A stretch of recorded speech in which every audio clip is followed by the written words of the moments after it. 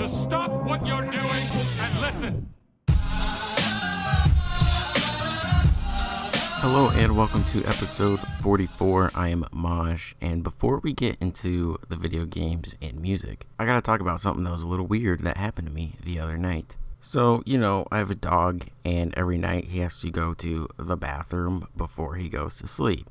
Pees, poops, So I let him outside so he can do that, and I'm standing out there with him, and I hear noises coming from the side of the yard. And the dog hears them too, and he runs over there and he looks, and I'm looking, but it's dark out, so I can't see anything, and I don't have a light source with me, so I definitely cannot see anything. The dog definitely does see something, though. And I'm calling the dog back so he doesn't get near it. That way, nothing bites him. I don't know what diseases this creature could have. I mean, he has his shots and all that, but, it's better to be safe than...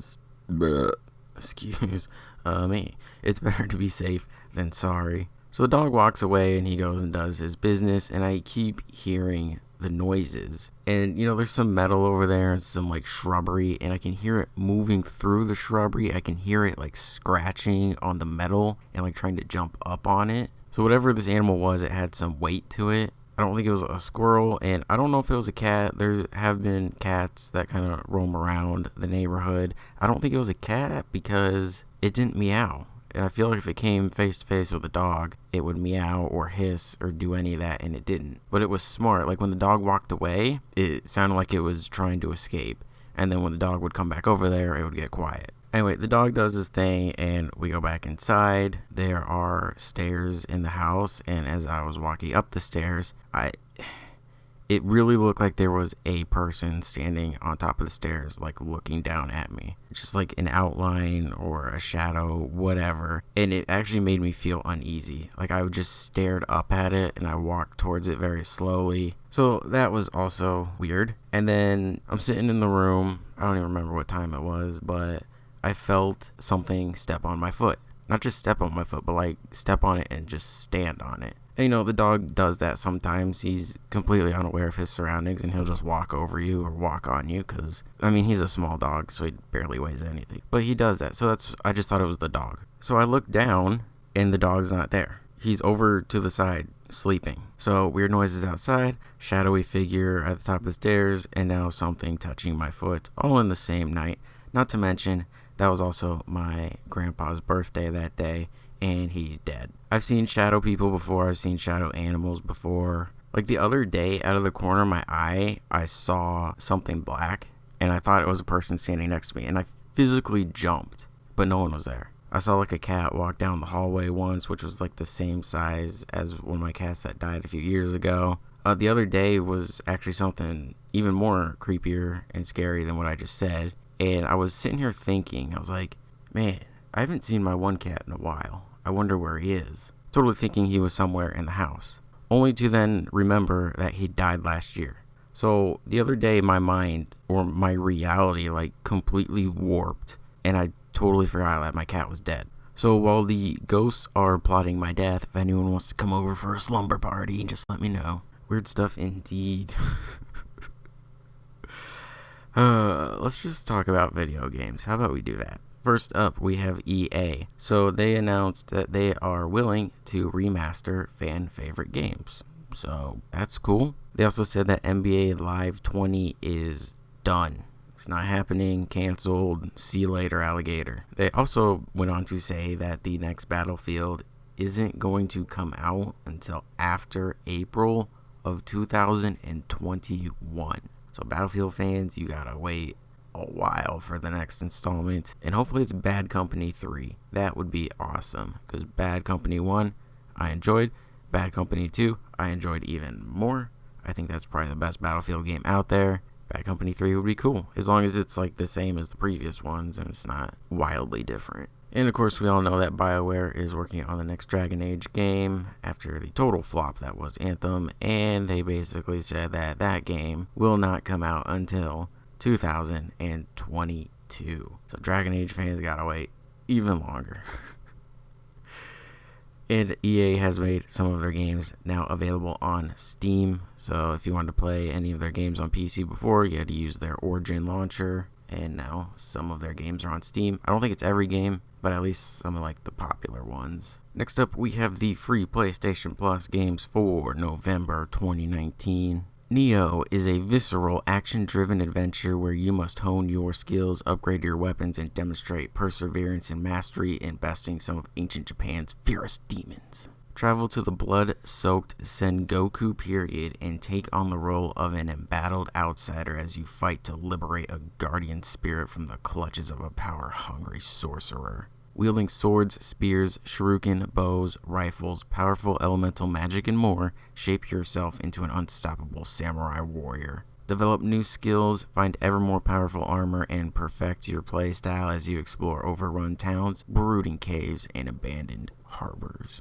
So yeah, Neo is going to be free this month, and the Neo 2 open beta is happening right now. It ends on the 10th. If you want to Neo yourself out, you can absolutely do that. This next game would have been great for last month, but hey, it's not last month anymore, is it? Outlast 2. Immerse yourself in a desperate fight for survival in an isolated rural community as you attempt to rescue your kidnapped wife from the clutches of a deranged cult. Having narrowly escaped death in a helicopter crash, set out into the rundown village of Temple Gate and do your best to avoid its crazed inhabitants as you fight to locate your partner. Haunted by your troubled past, look for answers as you uncover the ever more disturbing secrets lurking beneath the town and the twisted ambitions of its charismatic leader. Both Neo and Outlast 2 are available to download from the PlayStation Store between November 5th and December 3rd. I think Outlast 2 actually takes place here in Arizona, if I'm not mistaken. I haven't played the game yet. I played the first one, but I think the second one does take place here. So everything that happens in that game is totally true, based on true events, based on real-life stories. So Blizzcon started this past Friday, and, you know, the whole controversy with Blizzard, banning a guy, Hong Kong, we bow down to China, you know, that whole thing. Well, during the opening ceremony, Mr. J. Allen Brack came out, big boy over there at Blizzard, and he kind of talked about what happened. Didn't say what would happen going forward, or if any other people try to do this, what will happen to them. And, you know, there were protests outside. There were Hong Kong supporters giving out free t-shirts, all that stuff. People dressing up as Winnie the Pooh, which I still don't understand, but whatever. Anyway, Blizzard set out to do one thing with this BlizzCon, and that was to win people back. And that's exactly what they did. No one cares about the controversy. Who cares about Hong Kong anymore? Dude, we got Diablo 4 and Overwatch 2. That's all you need in life. Diablo 4 announced. PC, PS4, Xbox One. Although they said it's not coming out for a while, so I don't know if it's actually coming out on PS4 and Xbox One. It might be the next consoles, but whatever. Anyway, they showed off 3 classes for it: Barbarian, Sorceress, and Druid. They showed a cinematic trailer, which is what Blizzard does, and they make very good cinematic trailers. They also showed some gameplay, but it's very early on gameplay, so, you know, things will obviously change.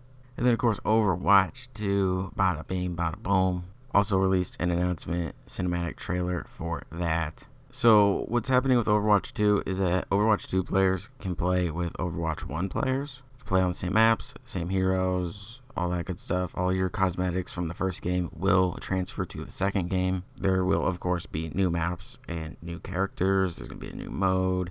There is a new story mode, I guess, or a PvE style mode. I think it's just an expansion, really. They probably could have just released this as an expansion for the first game, but, you know, if they did that, they really couldn't slap on that $60 price tag. So just put a 2 after Overwatch, and then you can put on that $60 price tag.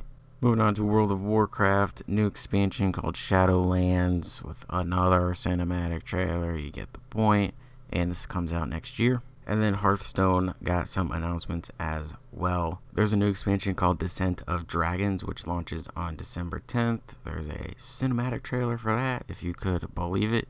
I certainly couldn't. Blizzard also announced Hearthstone Battlegrounds, which is an 8-player auto-player mode that features 24 unique heroes. I don't really even know what that means, unless that's like it says auto-play, or is that like auto-chess? I don't even know what auto-chess is. I don't play chess. I'm too advanced for chess. I play checkers, like real intellectuals do. So that was BlizzCon for you. Moving on to the last gaming thing of today, and probably the most exciting, at least for me. Well, for me and my optimism. If I wasn't optimistic, then, you know, I wouldn't be optimistic. Anyway, Bluepoint Games, the company that remasters and remakes games, they sent out a tweet on Halloween, and it was cryptic. This is what it says. So calm this spooky night. A symphony of rumors, not one, but two, return from shadow. A resistance to dart home as black monsters escape twisted hills to wanderlands and siphon souls. Filter your candy collections, soft from solid, and be eco-friendly. Have a metal Halloween. It's like, okay, it's a Halloween tweet, but there's a ton of references in here.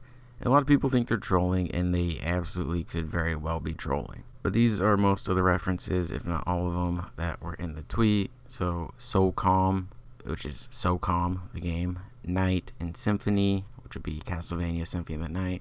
Resistance. Dart and Black Monsters, which is Legend of Dragoon. Hills, could be Silent Hill. They literally say Siphon Filter, so Siphon Filter. Monsters and Souls, Demon Souls, Soft and From Software. And they say Solid and Metal Gear Solid, and they also say Twisted and Metal, which is Twisted Metal. Eco-friendly, could be Eco or Ico, I never remembered how to say that, but they also, remade Shadow of the Colossus, which is like the same universe. Now, these are all games that they've been rumored to be remastering or remaking, because they are remaking a game right now, but the tweet says not one, but two, so maybe that was a hint that they're actually making two games. We don't know. So, could this be a troll? Absolutely. Here's why I don't necessarily think it is, though. Bluepoint Games has a pretty good reputation, and for them to tease all of this and then for none of it to come true would look pretty bad, and people will not be very happy about that. The other thing to keep in mind is Bluepoint never tweets. They've tweeted 5 times this year at the time of this recording, and all of them were in October. The previous tweet was in December of 2018, which they had 2 tweets.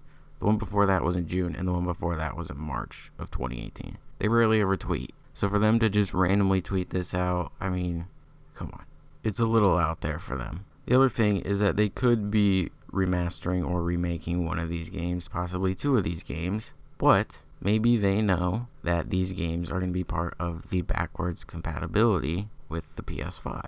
Or maybe PlayStation is going to introduce some sort of backwards compatibility system before then to kind of test things out. Kind of like what Xbox did. When Xbox One was doing the backwards compatibility things, they would announce it every few weeks or every month. They'd be like, these games are now available for backwards compatibility. And then if you had the disc, you could play the game again. So maybe that's part of this. Maybe they know. So I heard someone say that Bluepoint is working on the backwards compatibility thing with the PS5. I don't know that for sure. I tried looking it up and I could not find anything. So I guess take that with a grain of salt. Because they got a lot of people excited about this. It would be like if Insomniac tweeted out, let's just say their next game's Ratchet and Clank, and the game comes out and they send out a tweet that was like, man, we ran into a lot of resistance making this game, and everyone's like, oh, they mentioned resistance, that's a tease for their next game, and then they reveal their next game, and guess what, it's not resistance, and people are mad.